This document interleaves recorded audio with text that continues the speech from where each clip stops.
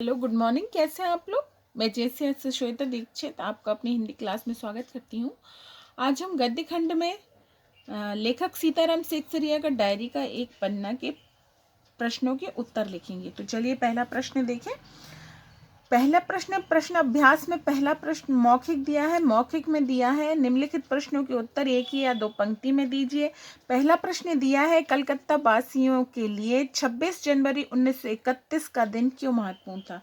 तो इसका उत्तर लिखना है आपको। कलकत्ता वासियों के लिए 26 जनवरी 1931 का दिन इसीलिए महत्वपूर्ण था क्योंकि इस दिन यहाँ स्त्री पुरुषों ने एक साथ अंग्रेजी कानून का उल्लंघन करके मॉन्यूमेंट के ऊपर राष्ट्रीय ध्वज फहरा दिया। कलकत्ता वासियों के लिए 26 जनवरी 1931 का दिन इसीलिए महत्वपूर्ण था क्योंकि इस दिन यहाँ स्त्री पुरुषों ने एक साथ अंग्रेजी कानून का उल्लंघन करके मॉन्यूमेंट के ऊपर राष्ट्रीय ध्वज फहरा दिया। दूसरा प्रश्न लिखना है सुभाष बाबू के जुलूस का भार किस पर था। तो इसका उत्तर लिखना है सुभाष बाबू के जुलूस का भार पूर्णदास पर था। तीसरा प्रश्न है विद्यार्थी संघ के मंत्री अविनाश बाबू के झंडा गाड़ने पर क्या प्रतिक्रिया हुई। इसका उत्तर लिखना है विद्यार्थी संघ के मंत्री अविनाश बाबू के झंडा गाड़ने पर यह प्रतिक्रिया हुई कि पुलिस ने उन्हें पकड़ लिया और उनके साथियों को मारपीट कर भगा दिया।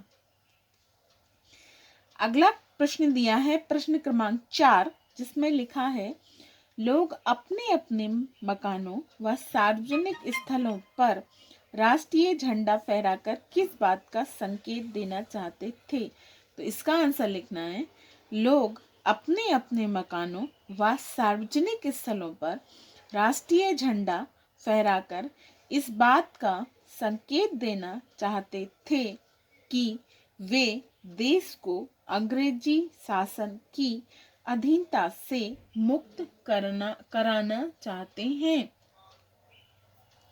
प्रश्न क्रमांक 5 में लिखा है पुलिस ने बड़े बड़े पार्कों तथा मैदानों को क्यों घेर लिया था। तो इसका उत्तर है पुलिस ने बड़े बड़े पार्कों तथा मैदानों को इसीलिए घेर लिया था ताकि कलकत्ता के लोग पार्कों और मैदानों में एकत्रित होकर राष्ट्रीय ध्वज न फहरा सकें और भारत की स्वाधीनता की प्रतिज्ञा न पढ़ सकें। अब देखना है अगला लिखित में दिया है पहला निम्नलिखित प्रश्नों का उत्तर 25 से 30 शब्दों में लिखना है। तो इसमें पहला प्रश्न दिया है 26 जनवरी 1931 के दिन को अमर बनाने के लिए क्या क्या तैयारियां की गईं। तो इसका आंसर लिखना है हमें 26 जनवरी 1931 के दिन को अमर बनाने के लिए कलकत्ता के लोगों को अपने मकानों तथा सार्वजनिक स्थानों पर झंडा फहराने को राजी किया गया। शाम 4 बजे एक सार्वजनिक सभा का आयोजन किया गया जिसमें लोगों को हर दिशा से जुलूस की शक्ल में पहुंचना था। दूसरा प्रश्न दिया है आज जो बात थी वह निराली थी। किस बात से पता चलता था कि आज का दिन अपने आप में निराला था। स्पष्ट कीजिए। तो इसका आंसर लिखना है 26 जनवरी 1931 के दिन को अपने आप में निराला बताने का कारण यह है कि उस दिन कलकत्ता में हजारों की संख्या में स्त्री पुरुष उत्साहपूर्वक राष्ट्रीय ध्वज को फहराने के लिए घरों से बाहर निकले थे। उन्होंने अंग्रेजी सरकार के कानून का उल्लंघन प्रसन्नतापूर्वक किया था। यही नहीं, भारी पुलिस बल की तैनाती के बाद भी लोग निर्भय होकर जुलूस की शक्ल में अपने अपने घरों से निकले थे। अगला प्रश्न दिया है हमारा प्रश्न क्रमांक 3। इसमें दिया है पुलिस कमिश्नर की नोटिस और काउंसिल के नोटिस में क्या अंतर था। तो इसका आंसर लिखना है, पुलिस कमिश्नर की नोटिस में चेतावनी दी गई थी कि लोग 26 जनवरी को सभा में सम्मिलित ना हो, क्योंकि यह सभा कानून का उल्लंघन करके बुलाई गई है। काउंसिल के नोटिस में यह बताया गया था कि मॉन्यूमेंट के नीचे ठीक 4:24 पर झंडा फहराया जाएगा तथा स्वतंत्रता की प्रतिज्ञा पढ़ी जाएगी। सर्वसाधारण की उपस्थिति होनी चाहिए। ये है हमारा प्रश्न क्रमांक 3 का आंसर। अब देखेंगे हम प्रश्न क्रमांक 4। प्रश्न क्रमांक 4 में दिया है धर्मतल्ले के मोड़ पर आकर जुलूस क्यों टूट गया। तो इसका उत्तर लिखना है हमें, धर्मतल्ले के मोड़ पर आकर जुलूस इसीलिए टूट गया क्योंकि जब सुभाष बाबू को पकड़ लिया गया तो स्त्रियां जुलूस बनाकर चली, परंतु पुलिस ने लाठीचार्ज करके उन्हें रोकना चाहा, जिससे कुछ लोग वहीं बैठ गए, कुछ घायल हो गए और कुछ पुलिस द्वारा गिरफ्तार कर लिए गए। इसीलिए जुलूस टूट गया। अब अगला देखना है हमें प्रश्न क्रमांक 5। डॉक्टर दास गुप्ता जुलूस में घायल लोगों की देखरेख तो कर ही रहे थे, उनके फोटो भी उतरवा रहे थे। उन लोगों के फोटो खींचने की क्या वजह हो सकती है, स्पष्ट कीजिए। तो इसका आंसर हम लिखेंगे,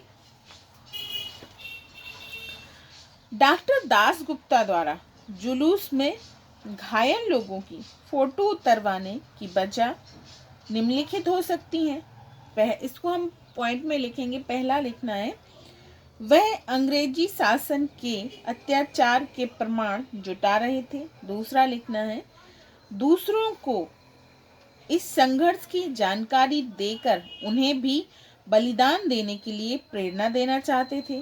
तीसरा लिखना है, वे भविष्य के लिए इन चित्रों को संग्रहित करना चाहते थे। चौथा लिखना है, इससे यह भी पता चल सकता था कि बंगाल में स्वतंत्रता की लड़ाई में बहुत काम हो रहा है। तो ये होगा हमारे 4 पॉइंट प्रश्न क्रमांक 5 के।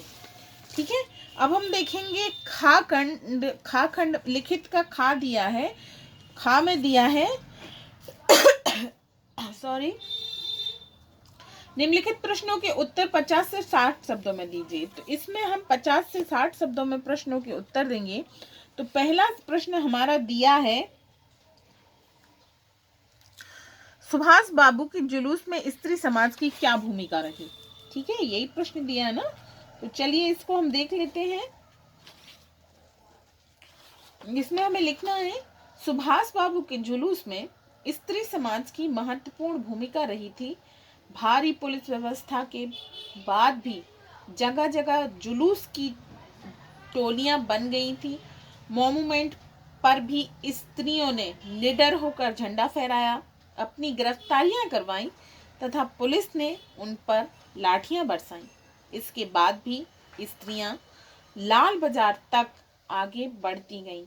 इस प्रकार स्त्रियों ने न केवल पुरुष समाज को सहयोग किया, बल्कि उस कार्य को पूरा भी किया जो संभवतः पुलिस लाठीचार्ज से अधूरा ही रह जाता। अगला प्रश्न दिया है, खा खंड में जुलूस के लाल बाजार आने पर लोगों की क्या दशा हुई? तो इसका आंसर हम लिखेंगे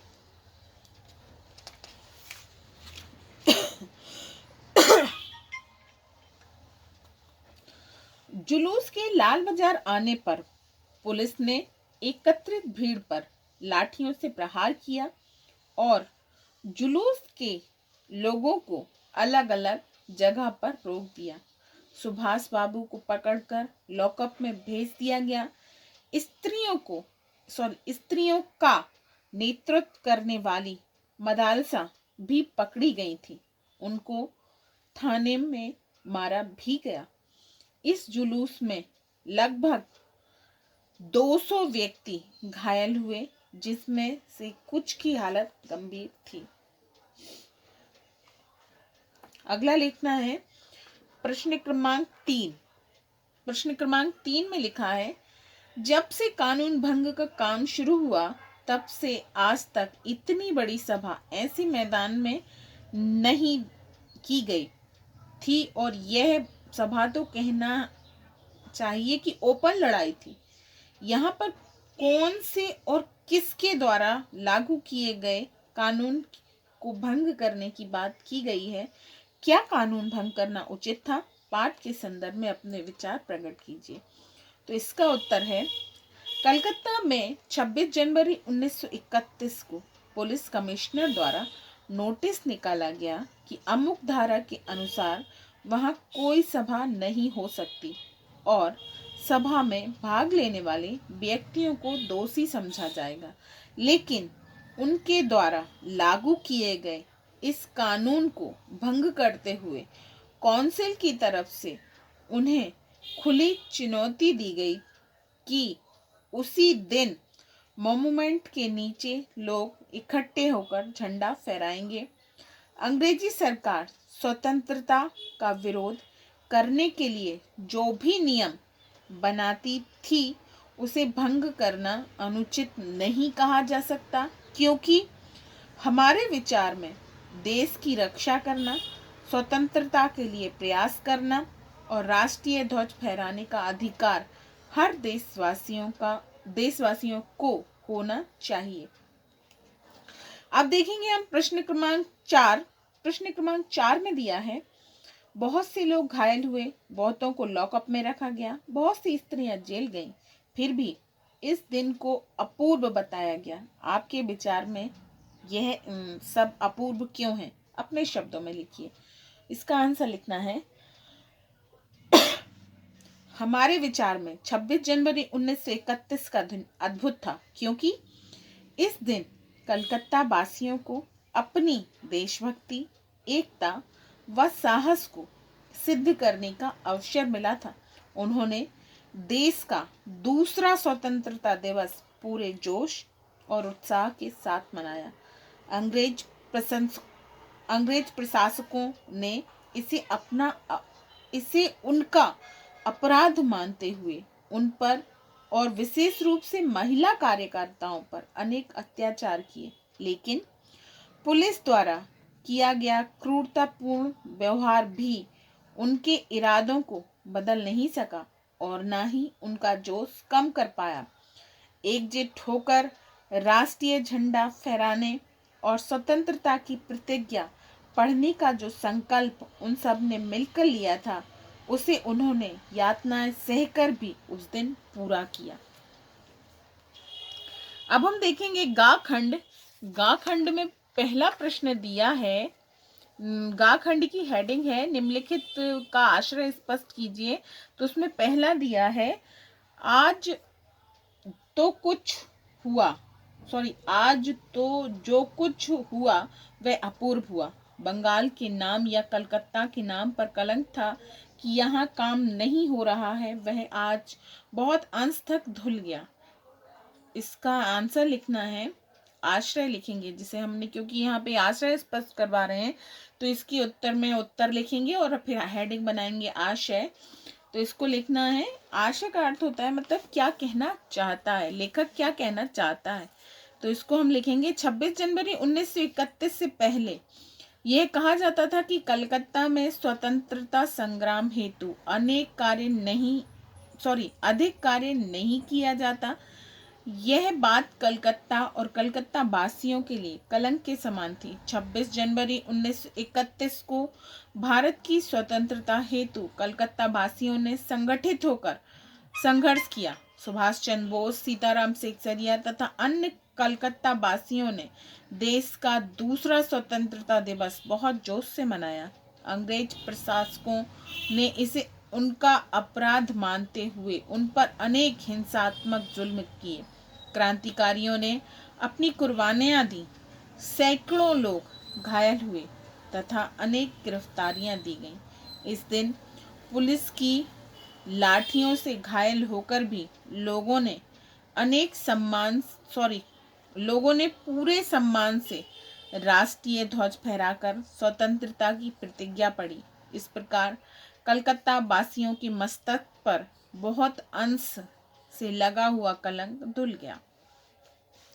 आशय स्पष्ट में दूसरी पंक्तियां दी हैं, यानी कि खंड ग में जहां हमें आशय स्पष्ट करना है उसमें दूसरी लाइन दी है, खुला चैलेंज देकर ऐसी सभा पहले नहीं की गई थी। इसका अर्थ लिखना है